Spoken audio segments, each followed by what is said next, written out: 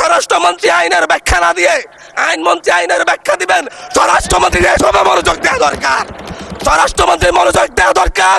সারা দেশে কোথায় কোথায় সন্ত্রাসীরা রয়েছে সেই সকল সন্ত্রাসীদের তালিকা করে তাদেরকে বিচারের ব্যবস্থা করা দরকার। আমরা রক্ত জড়িয়েছি বলে আপনারা আজকে সংসদে প্রধানমন্ত্রী স্বরাষ্ট্রমন্ত্রী হয়েছেন। আমরা সংবিধান সংশোধনের জন্য এখানে আসি নাই, সংবিধান সংস্কারের জন্য আমরা এসেছি। ধন্যবাদ মাননীয় চিফ হুইপ। আপনি বলেন মাননীয় সদস্য আপনি বসুন দয়া করে, বসুন দয়া করে। জি জনাব আব্দুল হান্নান মাসুদ। স্পিকার, আমাদের বিরোধী দলীয় হুইপ কথা বলতে চাইছিলেন, চিফ হুইপ কথা বলতে চাইছিলেন, ওনার পরে আমি কথা বলবো। বিরোধী দলের চিফ হুইপ, মাননীয় বিরোধী দলের চিফ হুইপ। মাননীয় স্পিকার, আপনাকে ধন্যবাদ জানাচ্ছি অনেক কষ্ট করে, কারণ আমি অনেকক্ষণ ধরে আপনার দৃষ্টি আকর্ষণ করছিলাম এবং আমরা আশা করি যে আপনি যখন ফ্লোর দিবেন সেখানে কোনো বৈষম্য করবেন না। আজকে মাননীয় বিরোধী দলীয় নেতা উনি মুলতবি প্রস্তাব পেশ করেছেন, সেই অনুযায়ী আপনার রুলিংও হয়েছে, কিন্তু সে বিষয়ে আইনমন্ত্রী, মাননীয় আইনমন্ত্রী এবং মাননীয় স্বরাষ্ট্রমন্ত্রী তারা কিন্তু তাদের বক্তব্য ব্যাখ্যা রেখেছেন সংক্ষিপ্ত সময়ে হলেও। তো সেই ব্যক্তিতে কিন্তু আমাদেরও কথা বলা থাকে, সেই সুযোগগুলো কিন্তু আমাদেরকেও দেওয়া উচিত মাননীয় স্পিকার। তো সে বিষয়ে আমি দুইটা কথা বলতে চাই। এখানে আমাদের কারোরই ভুলে যাওয়ার কথা না যে দুইটা নির্বাচনের মাধ্যমে আমরা আজকের এই জায়গায় এসেছি, একটি গণভোট এবং একটি জাতীয় সংসদ নির্বাচন। এবং এই গণভোটের ভিত্তি হচ্ছে যেই আদেশ, জুলাই সনদ বাস্তবায়ন আদেশ,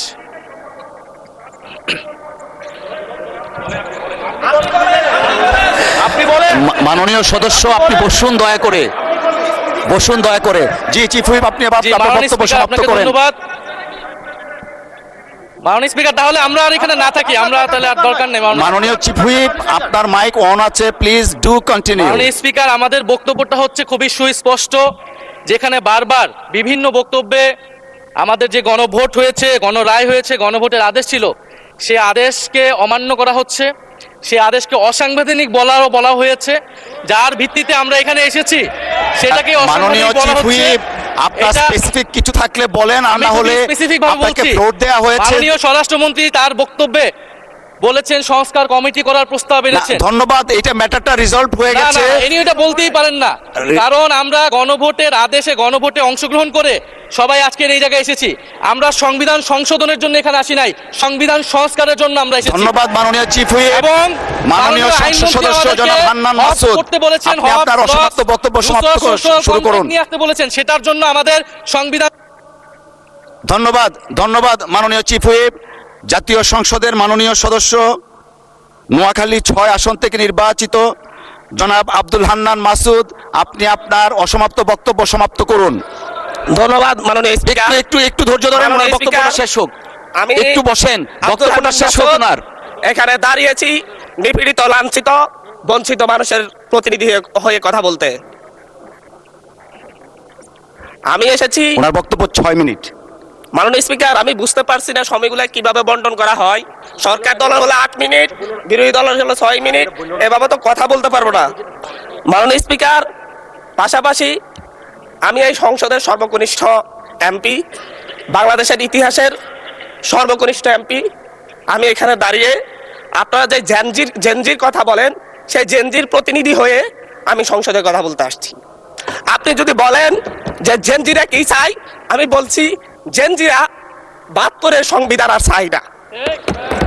আপনি যদি বলেন জেনজিরা কি চাই, আমি বলতে এসেছি জেনজিরা এটাই চাই, স্বাধীনতার ৩০ বছর পরে জন্ম নিয়ে আমার মতো যারা সন্তানরা রয়েছে তারা এখানে ভোটাধিকার পাই, তার জবাব চাই।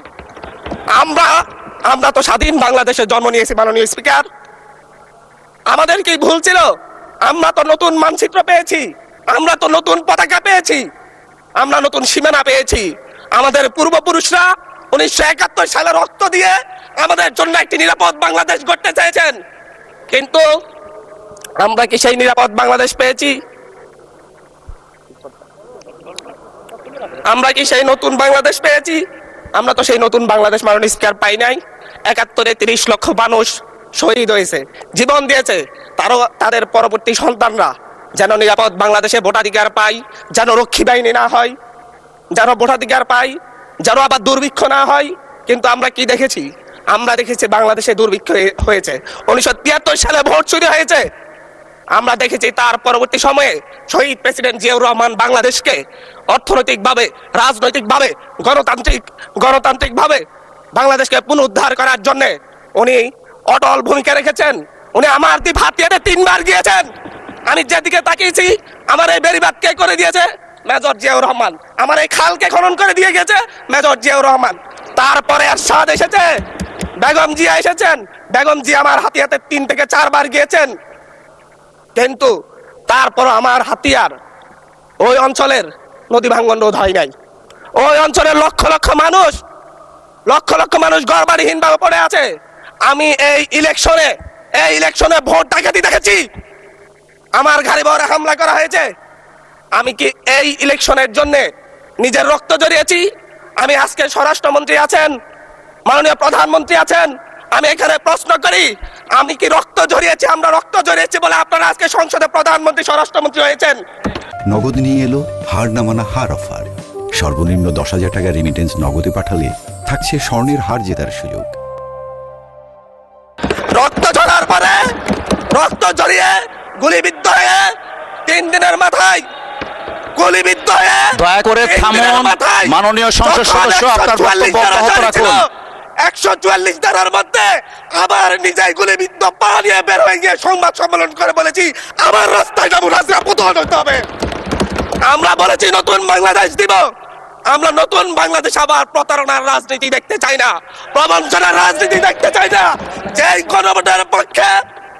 গণভোটের পক্ষে আমাদের মাননীয় প্রধানমন্ত্রী প্রচারণা চালিয়েছেন, যে আদেশের পক্ষে মাননীয় সরকার দলীয় সংসদ সদস্যরা প্রচারণা চালিয়েছেন, আজকে এখানে সেই কারণে এটা নিয়ে আবার দীর্ঘ আলোচনা হতে হবে। আমরা 90-এর গণঅভ্যুত্থানের কথা বলে যাই নাই। 3 জোটের রূপরেখা হয়েছে, বাংলাদেশ গণতান্ত্রিক ভাবে উত্তীর্ণ হবে কথা দেওয়া হয়েছিল, কিন্তু 94 সালের মাগুরার নির্বাচন কারা আয়োজন করেছিল? কারা 94 সালে মাগুরার নির্বাচন আয়োজন করেছিল? আজকে আবার এই সংসদে দাঁড়িয়ে আবার এমন একটা ব্যবস্থা নিয়ে যাচ্ছেন, আরেকবার যে মাগুরার নির্বাচন আয়োজন করবেন না, এর নিশ্চয়তা দিবে। আমি আমার সবচাইতে কম বয়সী প্রার্থী হিসাবে নিজের প্রার্থীতা জমা দিয়ে এলাকায় গিয়েছি প্রচারণা করতে। 3বার হামলার শিকার হতে হয়েছে। আমি সংসদ সদস্য হিসেবে এলাকায় গিয়েছি, সেই জায়গায় আমার উপর হামলা করা যে সরাসরি ভিডিওতে দেখা গিয়েছে। দেশীয় অস্ত্র নিয়ে আমাকে কোপাতে আসা হয়েছে। তারা কারা? ওরা তো তারাই, তাদের প্রত্যেকের হাতে বিএনপি দলীয় নেতাকর্মীদের রক্ত লেগে আছে, প্রাণ লেগে আছে। এই বিশ্বাসঘাতকতা মাননীয় স্পিকার, এই রাষ্ট্র আর সইবে না, আপনারাও সইতে পারবেন না। বিশ্বাসঘাতকতার মূল্য এই দেশে আবার দিতে হবে আপনাদেরকে।